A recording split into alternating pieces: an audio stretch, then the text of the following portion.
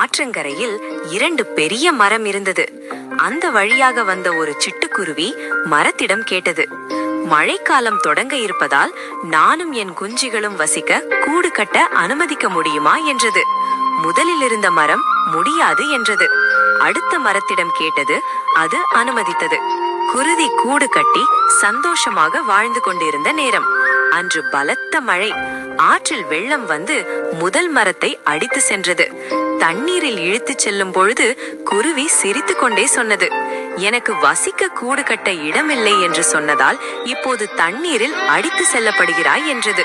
அதற்கு மரம் கூறிய பதில், எனக்கு தெரியும், நான் வலுவடைந்து விட்டேன். எப்படியும் இந்த மழைக்கு நான் தாங்க மாட்டேன். தண்ணீரில் அடித்து செல்லப்படுவேன். நீயும் உன் குழந்தைகளும் நல்ல வாழ்க்கையை வாழ வேண்டும் என்றுதான் உனக்கு இடமில்லை என்றேன். மன்னித்து விடு என்றது. குருவி அந்த மரத்தை சோகமா பார்த்தது. உங்களை யாரும் நிராகரித்தால் அவர்களை தவறாக நினைக்காதீர்கள். சிலர் எடுத்த முடிவு நமக்கு நன்மையாக கூட இருக்கலாம். இந்த வீடியோ எப்படி இருந்துச்சுன்னு சப்ஸ்கிரைப் பண்ணிட்டு கமெண்ட்ல சொல்லுங்க.